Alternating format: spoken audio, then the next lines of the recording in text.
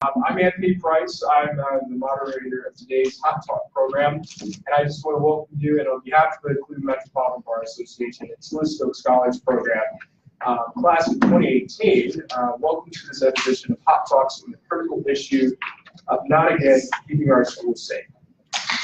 In late May, when schools began summer recess, CNN reported that had already been 23 school shootings in the 20 weeks since January 1. Let's take that in for a second. When someone was hurt or killed, including the Parkland, Florida event on Valentine's Day that left 17 dead.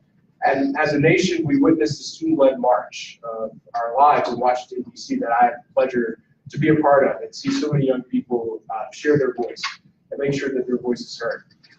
The student walkouts throughout the country, listened to debates about arming teachers, heard arguments for and against gun control, lots of dialogue about mental and behavioral health. And so this summer, my fellow Listow scholars, which are some in the room, and I took a close look at the epidemic of school shootings and efforts underway in Ohio to keep students in school safe. We studied the issue and met with professionals with experience in education, school safety, and mental and behavioral health at Mental Health Corps. And today's Hot Talk featuring a veteran educator and school safety advocate who was at Chardon High School during the shooting event in 2012, a state legislator, and two mental and behavioral health experts is one of our efforts to continue the conversation. We want you to be part of the conversation as much as they are part of the conversation. And not only do we expect to hear from today's panelists, but again from you. And after brief presentations from our panelists, we will turn the program over to your questions. Now, I'm going to introduce the panelists. First, Mr. Tim Armelli, who's a veteran educator who has been teaching at Chardon High School for the past 20 years. And he's serving as the president of the Coach Paul Foundation. He seeks to bring awareness and advocate for the safety and prevention of our schools. We also have State Representative Janine Boyd, who represents Ohio's 9th District. And she's actively involved in promoting legislation and the state budget process on behalf of programs that serve our most vulnerable citizens, including children and families. She also supports House Bill 318, which we'll talk about in a second. Ms. Laurel Gable, who is school psychologist working in Cleveland Metropolitan School District over 25 years. She has trained families and staff in school and personal safety. And then lastly, Dr. Lakhanwala, my apologies, is also a school psychologist and an administrator in Cleveland Metropolitan Schools who has worked in both urban and suburban school districts in Northeast Ohio for the past 22 years. She's trained staff and administrators in therapeutic crisis intervention and nonverbal de-escalation. So I want to start with Mr. Armelli. If you just want to kind of talk about going back to that tragic day at Chardon High School, what's your perspective on how to keep our schools and students safe? And just as a background, our shooting occurred in 2012, February 27, 2012. It's the site of the worst school shooting in Ohio. We had 6 students shot, 3 died as a result of their wounds, and 1 remains paralyzed today. And since then, and I do want to mention, I'm so fortunate to be on the panel with these women that have touched my life in one way or another. Representative Boyd is a co-sponsor of House Bill 318, which we work very diligently with Congress in Ohio, and through our psychologists who were there side by side with our faculty, students, and community through our recovery. So we're very appreciative to be on the board here today with them. But since the shooting, and as our recovery evolved, we started emerging. We had the idea of not sitting back and letting this happen to other people and other communities. And in the end of 2012, we had Sandy Hook tragedy.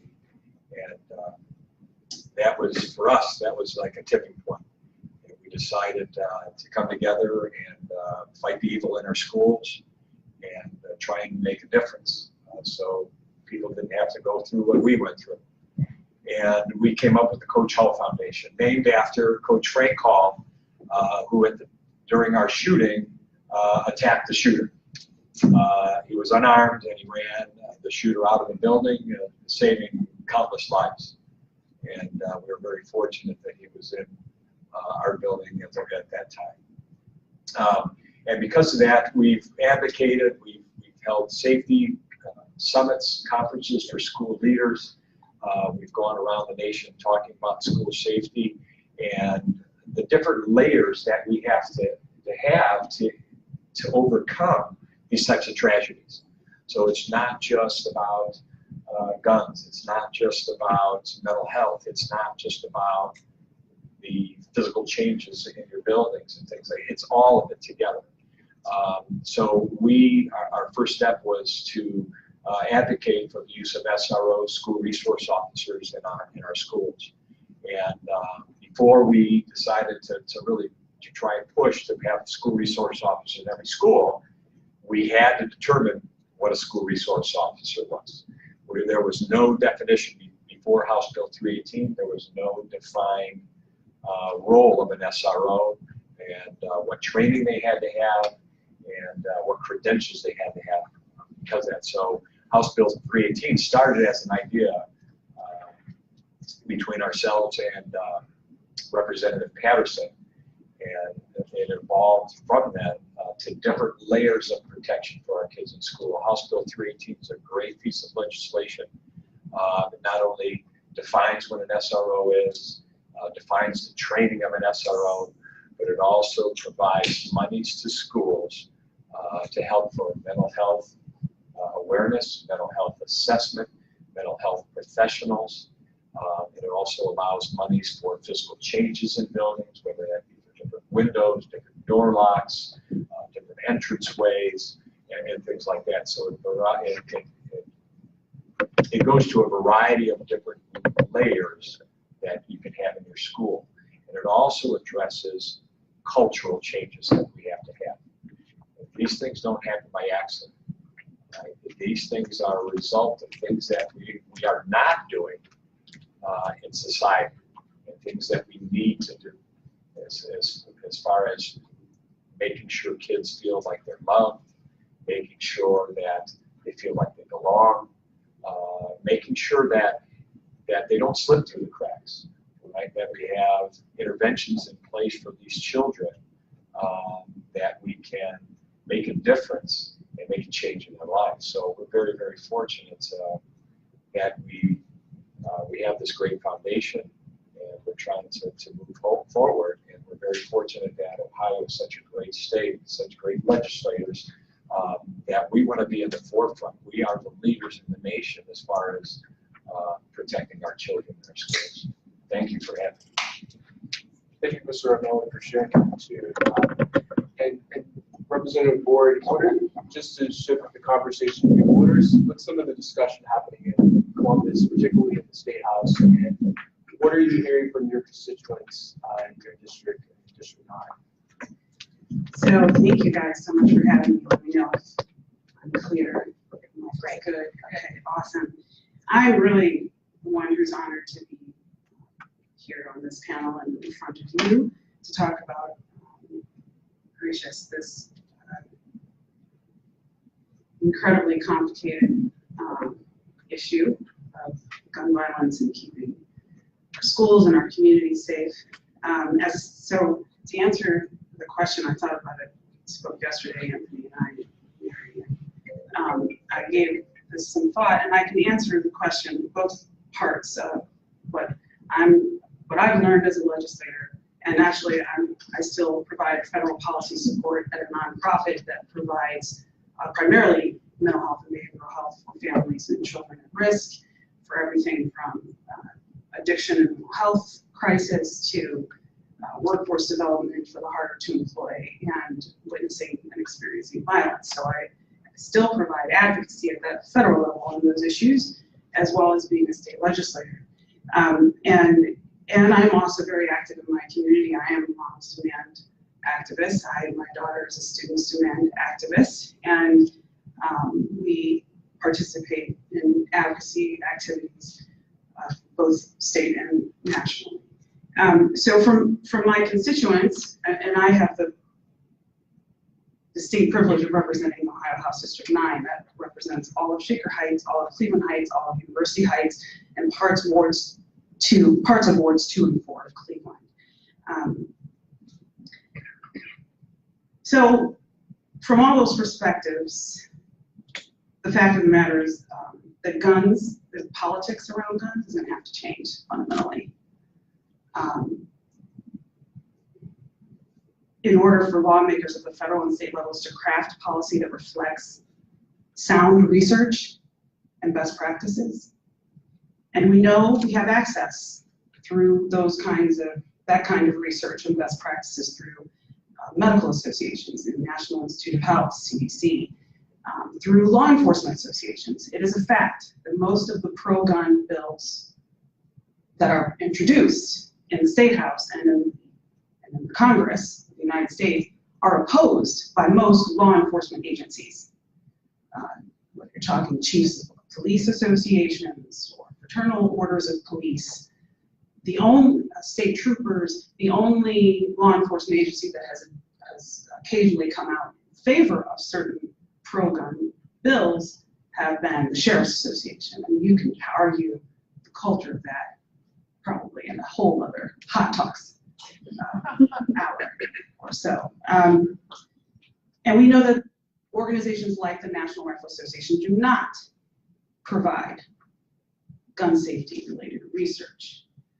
So we cannot acquire that sort of research or even apparently involve ourselves in that sort of dialogue with them because of their resistance to participating in research that saves lives.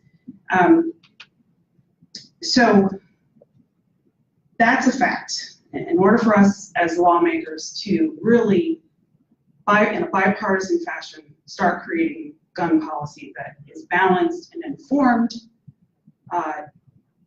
we would need to change the politics around guns. And the good news for me is that the signs from activists post the latest high school massacre, which was of course Parkland, it is this renewed sense that it's worth it to keep fighting to have these conversations and change the politics. As my peer here mentioned, I am such an honor to meet you, and I know so many people speak so highly of you, it's really my honor. There is layers, there's layers to this. So when I think about our politics, it kind of references the layers to me that you may not even realize is happening. So I'm just going to give you a few examples. So we have a Congress that has introduced more than once legislation to make it easier to purchase silencers. So think about the fact that if you're in a crowd that at a concert with, and I'm actually a speech and language pathologist by trade, so I studied audiology, and silencers were actually intended to protect the hearing of the shooter. But if they're easier to purchase and you amass someone who's planning a mass shooting, like in Las Vegas, for instance, where there's music and sounds and all sorts of stimuli going on, and they have silencers, how does the crowd hear where the shots are coming from? So we have a Congress that's continuing to reintroduce, making it easier to purchase silencers. We have a federal administration that has to be sued by sovereign states. Ohio is not one of them. Let me make sure you understand. Right now, the Attorney General in our state and our governor have not signed on to this lawsuit. But there is a suit that's roughly 20 states are on to stop the sharing of online plans that will allow anyone access to technology, the opportunity to create 3D plastic guns. So they can't be identified in a metal detector. How do you find them? And I'm a Beaumont graduate, and we have 3D printers. Like, we're all about technology, right? A lot of our high schools are about technology and have 3D printers. So, and at the state level, so my house, where I live, your house, the people's house, you've got legislators with nicknames that reflect the legacy of their pro-gun policies. like Machine Gun Mag. That's his nickname, Machine Gun Mag. Ron Mag out of Lebanon, who I served with in my first term, and who introduced the infamous Guns Everywhere bill that included unrestricted areas in police stations to allow people to carry their concealed carries.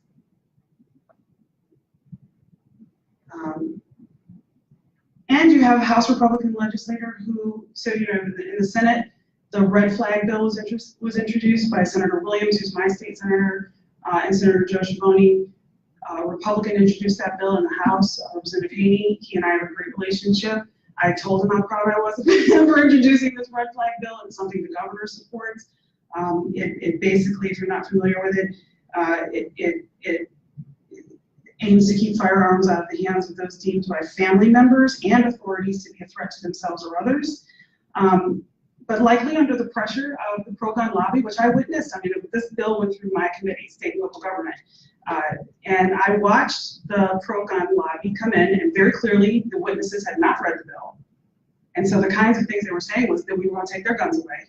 And how dare a Republican come in here with a bill that threatens to take our guns away.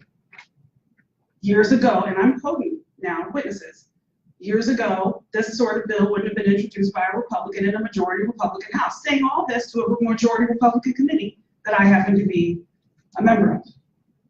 And under that kind of pressure, and he shared with me several times that he was receiving that kind of pressure, and it had been tough for him. Of course, I had to say, now you know how we feel. But nonetheless, under that pressure now, he's a co-sponsor of House Bill 708, which gives schools the option of arming teachers. He went from red flags to arming teachers in the same House session within a matter of a few months. So I do believe the politics is in the process of changing, again, because of the kind of activism that has that's just grown. And it is true, there are layers to this.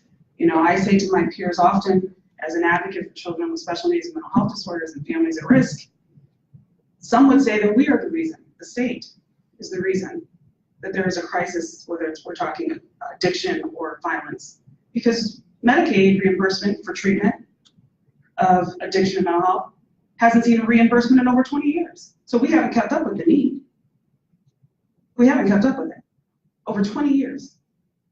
And now we're changing the way we fund mental health and addiction.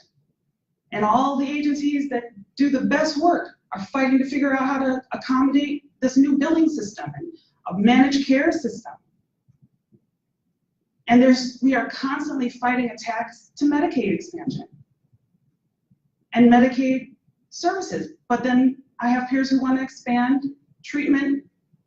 How do you expand treatment if you cut the funding source? So there's a lack of connecting the dots.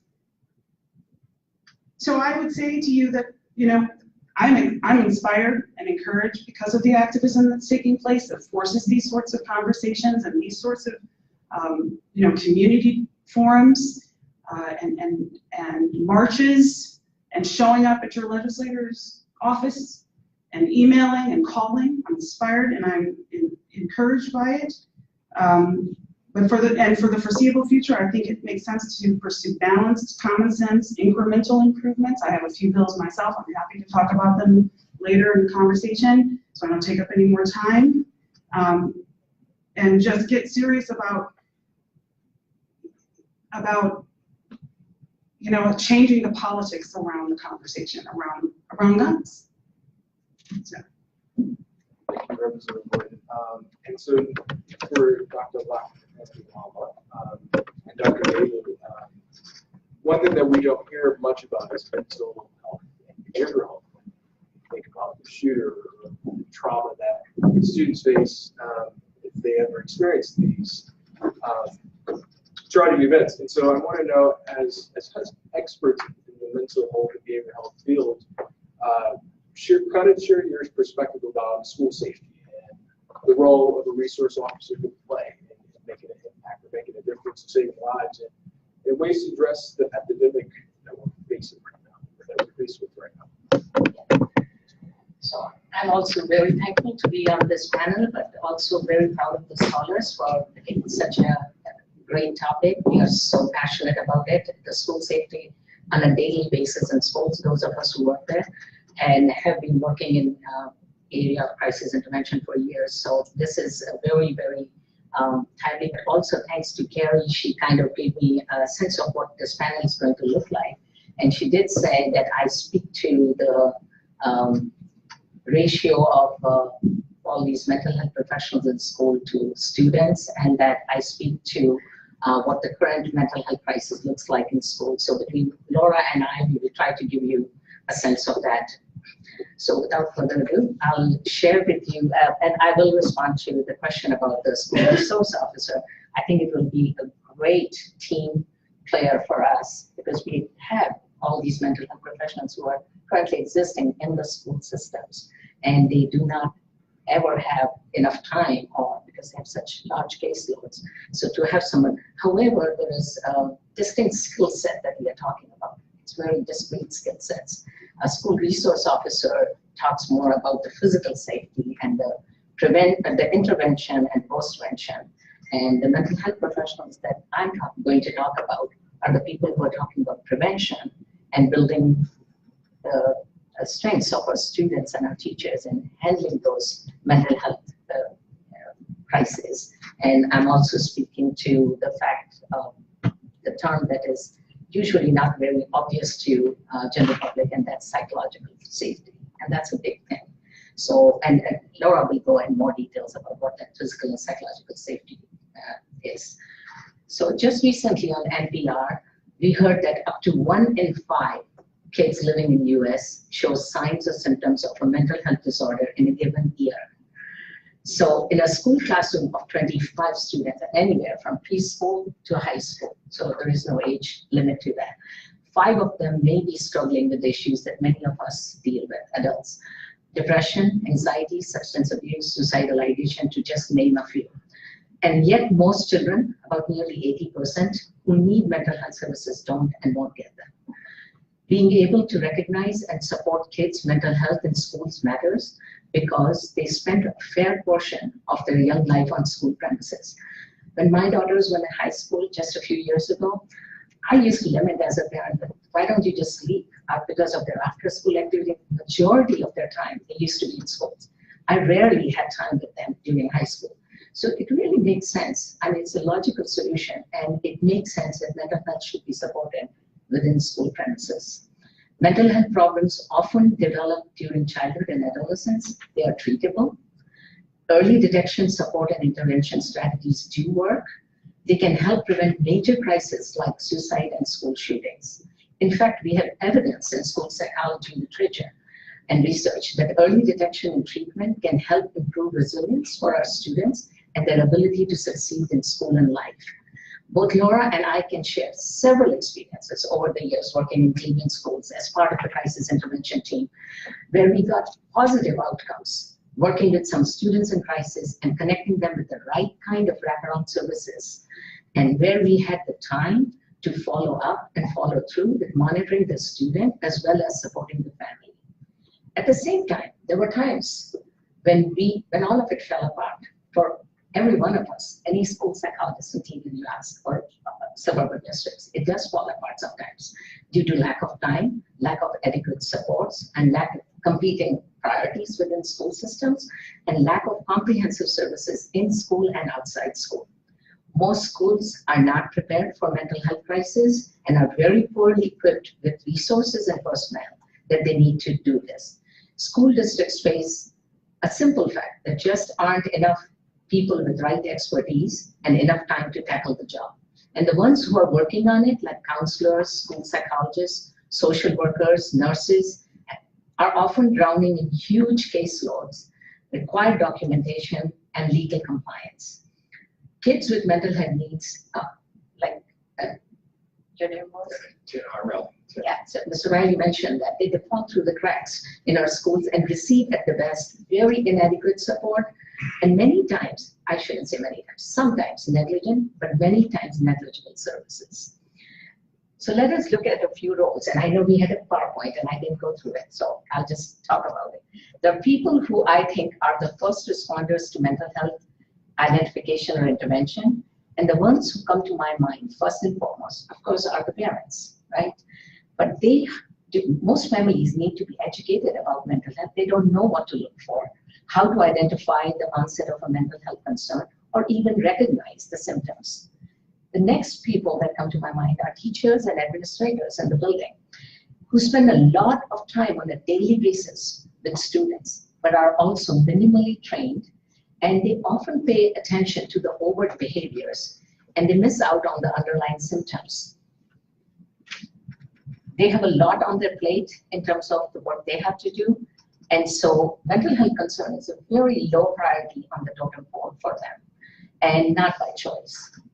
So those who are uniquely trained to assist teachers and administrators in developing those multi-tiered systems of supports and interventions, we call it response to intervention process within our school systems, and to address the social, emotional, and behavioral health needs of children are, as I mentioned, school social workers, who are a great link between home, school, and community resources.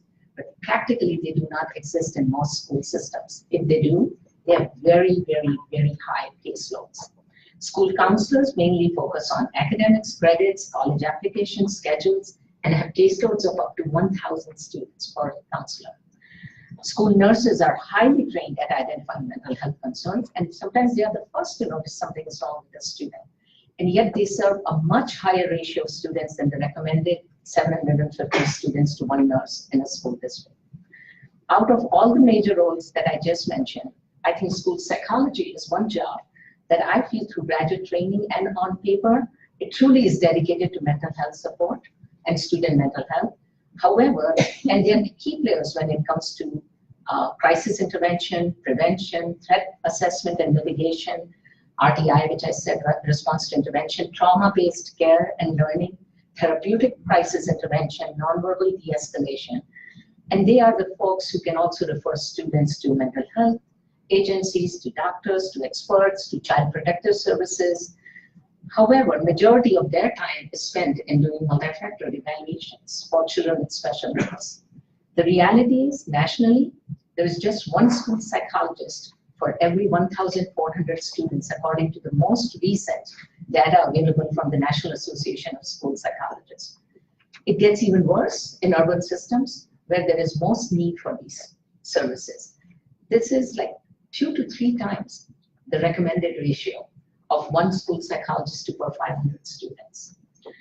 With approximately 1 in 5 youth requiring significant mental health supports in order to be successful in school, the need is overwhelming and impossible to meet given the current shortage of mental health professionals. So school resource officer is going to be a great addition because they can be part of that crisis team. But as I say, there is a huge difference between physical safety and psychological safety. And there are distinct needs and they need different approaches. So I personally was very happy to hear that, another piece that I want to say, that in 20 to 23 years of my service in public schools in Northeast Ohio, and I've been everywhere, in suburban system, in urban system, and also in small town school system, I have rarely seen a full-time nurse or a full-time school psychologist in any building. A few times that I saw that was only in buildings where there were severely disabled, multiple disabled children in the buildings, or medically fragile students, or if there were, these were districts with very high property taxes, and you know that our funding is unconstitutional in Ohio. So it really impacts other districts a lot. So Ohio School Psychologists Association did a survey with the Inter-University Council just recently in 2016 to find out about this shortage. And they found that statewide, not only shortages exist, but they're increasing and they warrant a proactive targeted action plan. So the majority of this data came from educational service centers around the district, around the state, that talks about like 574 school districts, majority like 87% of the district. And they talked about, in 2016, 127 psychologists were not in schools that needed them. And they were talking about 5 times that kind of shortage in a few years. Because part of the things they did through their survey, they found out that all the universities, the 9 universities in Ohio, train about 100 interns every year who could come and serve, because that's one of it's a paid internship through the state, but we never can in the past few years ever get all 100 interns to come and work for us. And all of that is occurring because of lack of funding. So the one good thing I heard was a bill that is coming through the Labor, Health, and Services on the Senate floor actually this week. Congress. Yeah, and I believe Republican Nelson, Senator Nelson is introducing an amendment of how to take out $10 million from that and create some kind of a pipeline between graduate programs and school systems so that we can have more and more mental health. And I'm very excited about that, and I hope that that happens. So in conclusion, I can see that I'm already running over my time. So in conclusion, I would say I'm truly excited that there are possibilities with that particular bill as well as the one you are talking about. And safety in school is a very achievable and a doable goal if programs and resources in schools focused on non-invasive, non-violent response to the crisis we face in school now. Our school needs to hire adequate number of mental health services that focus on all students, encourage explicit teaching of expectations and healthy choices, the structured education and opportunities in school for student success, and use a humanistic approach so that we can do more collaborative problem solving based on the data we have and create to address this mental health crisis. And so we can gather evidence that will support our schools in the near future, and it would be a right step. Bills like this would be right steps in a defining moment in helping our children stay safe and healthy in schools. Thank you, Doctor. And I guess, Dr. Gable, one thing that's starting for me that 80% of students don't have access to mental health resources. So do you want to continue or talk more about the role of the school resource officer, whatever you want to share on your expertise? Certainly. And I know I need to talk fast. I teach graduate students at night, so I can't talk quickly. So I want to unpack this a little bit for you guys. I teach crisis intervention in the schools at Cleveland State University. And one of the things that we talk about is the different layers of school safety, because there's a lot of things that you have to take into account. So first I want to talk about why do we need school safety? Why? We need it because children are a vulnerable population and they need additional services and help if they have a traumatic event that has happened in their lives. If you think about it, and my slide here says 1 out of every 4 children in school now has had a traumatic event happen to them. That's 25% of the students that are sitting in school. One of the things that we know about kids is they don't have all the coping skills that we have as adults. So some of these services are going to help those students gain those additional coping skills that they need to be able to deal with and recover from difficult situations that happen in their lives. And that's one of the reasons why we do some of this safety work. One thing for sure that we know about students is they are resilient. If we can assist them in being resilient, that's going to be important, because we know, think about your own life. When you're having troubles in your own life and then something difficult happens, it's a lot harder to get over that. So our goal in this is to make children as healthy as possible at baseline, just regularly, so that if something does happen in their schools, they're already in a very healthy state and we're able to, and it's easier for them to bounce back. One of the things that we know, and let's see if I can multitask. I went too long. Trauma can impact school performance. When we see children that have trauma, we know that their grades go down, their attendance goes down.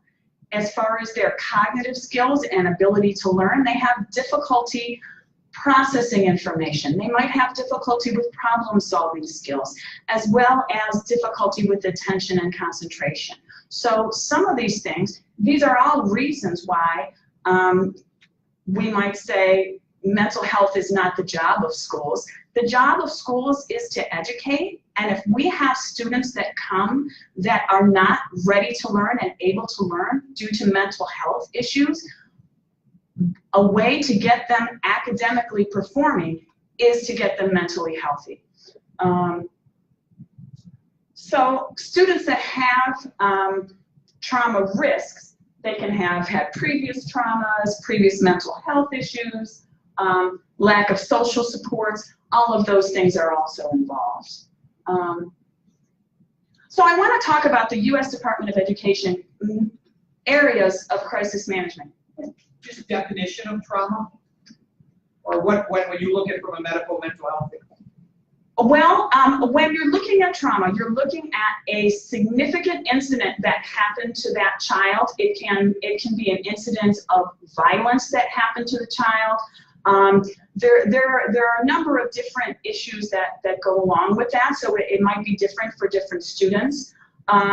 There's the DSM-5 diagnosis of trauma, which is a PTSD diagnosis. If they have it for a shorter period of time, an acute stress disorder, those kids experience difficulties with attention and concentration. They may have difficulties with recurrent or intrusive memories that happen with them. They may have flashbacks. So all of those are involved in the definition. Does that make sense? Okay. And I'm guessing it's per child, really. I mean, a death could be a trauma for Yes, one person yes. versus A loss can be. right. It's Absolutely. So there isn't like a standard when you say trauma. I mean, are we assuming 1 out of 4 has a trauma under the definition of trauma? Yes. Mm-hmm. Okay. And their reaction to it is what we want to help them with at the school. In looking at our U.S. Department of Education, they've got 5 mission areas. So when you're responding to school safety, you have to do stuff in the prevention area. So do things in your school to make it happen that that there's not going to be a situation that happens. I see a fire detector up there over on the wall. That's an example of a prevention measure. So we're doing our drills with that sort of thing. We've got our protection. How are we going to protect students when a crisis occurs? Mitigation of risk. So if a situation does happen, how do we lessen the effects of it? As well as response after a situation happens and recovery. So how do we make students healthier along that line? The course I teach goes over all of these different areas, and we can talk more about that later. I know you guys want to get to your questions. So we want to talk about balancing physical safety and psychological safety. Physical safety is the structures, is looking at is the area safe? We're looking at, in a school building, we're looking at natural surveillance. So can you see where all the children are and make sure that children are not being bullied? You can see them going down the hallway. You want to make sure the building is safe and that you control your access to outside folks. Your psychological safety is going to focus on some of the emotions and behavioral well-being of your students. So you've got a number of different things. We're looking at school-wide positive behavior interventions, so those PBIS programs in schools that are going to assist children to have positive behaviors and learn pro-social skills. You know, the number one difficulty with weapons and where weapons are used are in suicides. So school shootings happen, that's for sure. It's at a much lower incidence than suicidal ideation and suicidal behaviors. And when I do an assessment with the student for suicidal ideation, that's one of the first things I ask is if they have access to weapons, because that breaks the risk much higher for students. We want to increase mental health services and increase bullying prevention programs. So I think at this point, I'm gonna throw it back over to you for questions. Thank you. Just before we go into questions, what did you want to? Yeah, I just wanted to clarify the appropriations that was mentioned that's coming out of the federal government. So the White House had cuts to things like mental health services, but out of labor, health and human services, there was a bipartisan bill, of appropriations bill that reallocates those funds in opposition to the White House's budget proposal. So I just wanted to clarify it. Those bipartisan ranking member, Congressman Murray, sent out a press release about that. So that's one thing. Thanks for clarifying that. So going into our question and answer period, we'll have one of our board presidents with the microphone around. So if you have a question, we'll take questions on Facebook, and we'll also take questions in room. So since I've got a question over there. I'm holding the microphone because I have a question, and I'm not the person who passes around the microphone. I hand it off. So, but thank you very much for recognizing me. I'm Stephanie Trudeau, I'm president of the Cleveland Metropolitan Bar Foundation, and this has just been a very awesome talk, which has just provoked a lot of thoughts and ideas. So I have two questions. One is on this idea of suicide prevention programs, and thinking back to programs in the schools where sex education was a program that was taught in health class. Are there suicide prevention programs? Is that incorporated into the curriculum that every student is required to take? And my second question goes to the counselors issue that you talked about, which when we hear about a tragic event that's happened in the schools, we often hear the next day, counselors are in the schools to assist the students.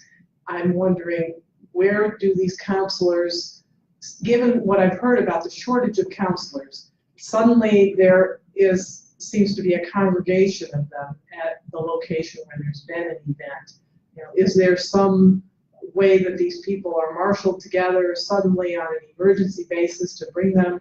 Where do they come from? Where are they? And where do they go afterward and doing follow-up with these students after that initial day when they've all been at the school responding? So I know I've asked two questions, and certainly invite more than one person to respond. From a school standpoint, as far as your question about suicide prevention and education, at least at Chardon High School, we have part of our health class and curriculum deals with mental health and suicide. And actually, there's an outside resource that we use here in our communities called Life Act. Mm-hmm. And they come in and they do a marvelous job because not only do they inform, but they empower the kids to be able to be witnesses to the kids in their class. All right, so you don't ask them to diagnose, but they ask them to be a voice, to find who's your trusted adult, that if you know a friend is talking about harming themselves or exhibiting behaviors that would lend them to think that they might do something drastic to themselves, that they go to that trusted adult and they share that information. And our faculty has been trained to understand when a kid comes with some concerns, you take it serious. You don't just say, well, kids will be kids, boys will be boys, those types of things. That we take it very seriously. So it empowers the kids. Our programs empowers the kids to help each other. Again, I think that's part of the solution. If there a solution to violence is, we have to change the culture. We have to be people for each other, and we can't. We have to get through this bullying, harassments, and those types of things. We have to show that we have an obligation. Our kids have to know that there's an obligation they have to each other, and there's a responsibility they have to each other. And we have to, as teachers, we have to be those types of role models too. And we do this all the time in majority of school districts. The CPI, which is the Crisis Prevention Institute, when they train staff and administrators, and actually sometimes we are trained as trainers, and then we go and train our teachers and administrators. Those are the premises. It's not just about saying what a therapeutic whole looks like and how do you not increase the crisis that a child is having by doing something that might be more damaging for the kid after they are completely back to, I mean, they're back to the balance where they need to be. If they have bad memories of what happened during that crisis, that is far worse damaging than the crisis itself. So not only do we teach that to our teachers and staff, we teach them what to look for in terms of triggers. For children with autism, that's basically what we train our teachers and realize. So here are the triggers. This is how you will recognize them and how you will stop those children from having meltdowns. We do the same with our students. A lot of educational videos during health class. Sometimes it's outside agencies who come in and do that. From a program like what Laura has been doing at national level, Prepare. That's what it is. It's all about prevention, right? And getting all the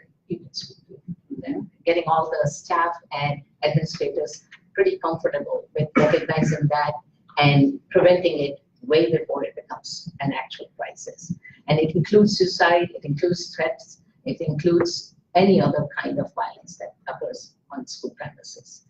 As far as that whole counselor thing, all counselors and all school psychologists would want to do both the assessment and their daily job, as well as to help with the mental health intervention.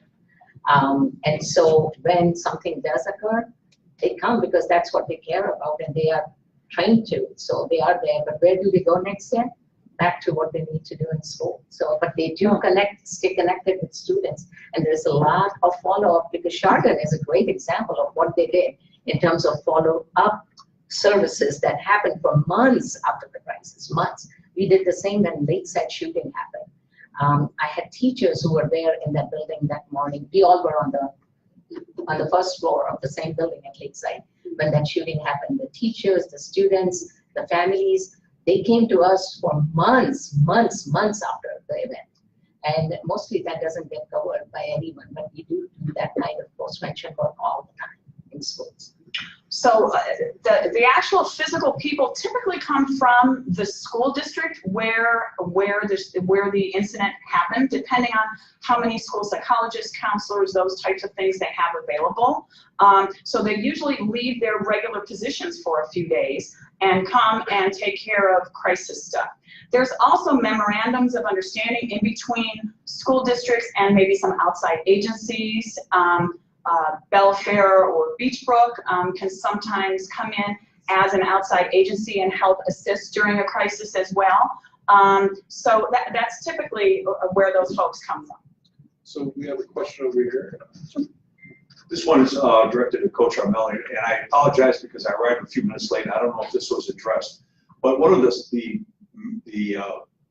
memories, kind of seared into my memory of the incident is that on the first day back with the students gathering in Chardon Square and then, proceeding over to the school. And you had the sense that there was this unified student body, kids from across the spectrum. And it seemed like in the reporting that went on afterwards that the students bought in and took ownership of the idea of reaching out to marginalized, otherwise ostracized students. So my question would be, if in fact my recollection is correct, how do you perpetuate that from year to year and from high school generation to high school generation of reaching out to those kids who are on the fringes that back in my day everybody kind of just shunned and did not include in the cliquey groups. Right, and you're correct. We were very fortunate in that we had great leadership in our school. Joe Bergan, our superintendent, Andy Fetchick, our principal, and our recovery, for the most part, was student-led. And so the shooting occurred on a Monday. The school was deemed a crime scene on Tuesday. Wednesday, faculty and staff came back, and we met with psychologists and mental health experts and started our own recovery. And on Thursday, we were allowed to open our doors to, we had like an open house. Because if we left that building, the building was evacuated by the SWAT. Kids were reunified, and by 11:30 that morning, there wasn't anybody in the school building. Folks were left behind.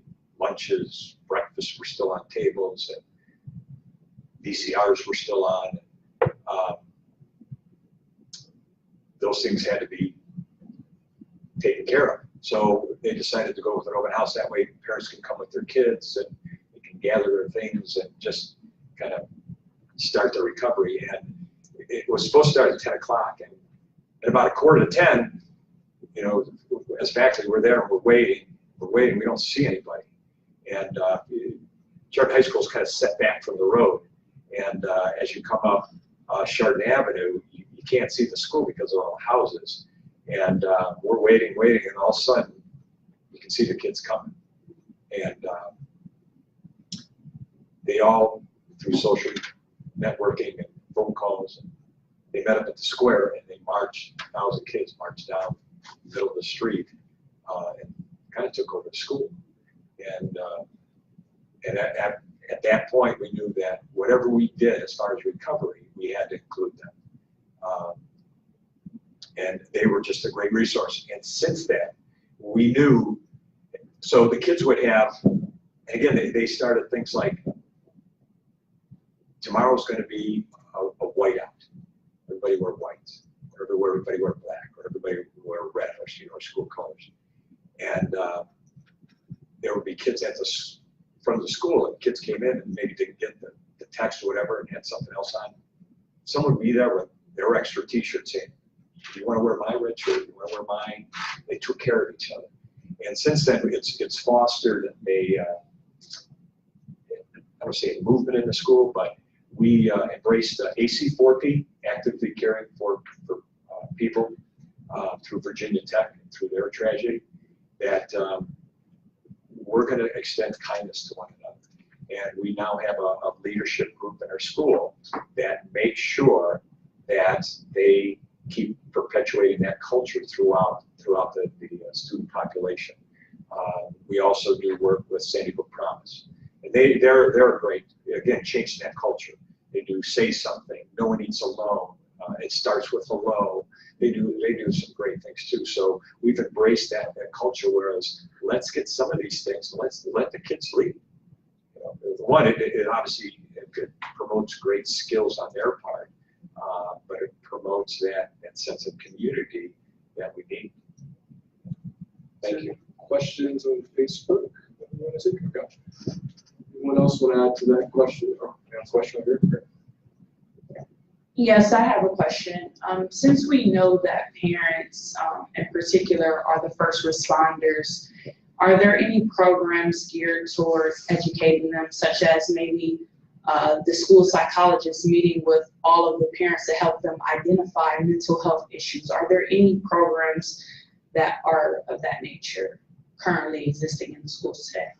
It's a great question, and there are school districts who do that on a regular basis, where they do have the counselors and psychologists meet with parents after school, and they provide professional development training to parents in a variety of areas. And like in Cleveland, I can give you one example. We are doing right now something called APTT in certain networks, and it's called Academic Parent-Teacher Nights, where helping parents understand what they could do to help their children with academics in terms of math and reading, and how it can be a fun activity and what you can do to develop those skills.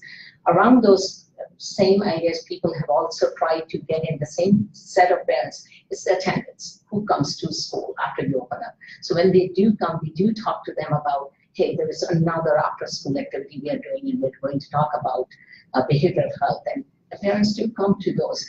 Does it happen on a regular basis and practically all? Like, and I've been in other school districts too, both suburban. Parent attendance is a tough thing, despite the fact that we may send out invitations, all kinds of IVR messages, everything. There are only so many who come, and those who come, they do benefit from it. Is it possible for us to go out in the community and do? I think places like Ohio Lightstone, what was some other thing, Cornerstone of Grief and Hope, right? Cornerstone of Hope. They do a lot of educating too, and NAMI does a tremendous job of training community people and parents into understanding what mental health is and how to recognize. But at the end of the day, a parent is a parent. There's only so much they can also do. So they do need all of us. And then just one thing to add to that, is it possible for us to expand it not only to maybe the parents, but whoever lives in the household? Maybe it's an older sister or older brother that we want to invite in and educate them, because they may be the first responders to actually see what's going on. And so I don't know if we can maybe expand programs that we already have, but if there's some way to connect with whoever is in the home, I think that would be most beneficial. We often do that, especially I take that one thing we do with suicidal ideation and working with children who are either thinking about it or have already done something to hurt themselves. When we work with them, we do not just ask who your parents are and who's that one person you can. We ask about who they feel comfortable talking to in the community. It could be their pastor, it could be their brother or cousin or a friend or a neighbor. And we make sure that when we do that no harm contract with that child, that we are putting those supports and resources on it. So it's visible, it's in writing, it's documented, but also connect with those people. We call them and make sure they know that the child identified them as the support system. So on individual basis, we do a lot. But I also know that we have a positive education program. They have the parent training program. They include siblings, neighbors, everyone into the parent training program. So there are some out there, definitely. And on that note, we have to wrap up the conversation, unfortunately, but I think one of the most important things that I took away as a young guy, young student that's still in college, and have two younger brothers that are going to high school this week, is that we got to make sure students are safe, and we got to make sure that there's resources there, and the conversation needs to continue, because there's so much work that needs to be done, whether you're a teacher, whether you're a state legislator, or a mental health behavior expert, or just a resident, or just someone out there, a citizen. You have to make sure that your voice is heard. So I just want to thank the panelists so much for sharing your expertise and sharing your perspective, because you're impacting our lives for the better. And so I do want to, before we close out, if you're free September 11th,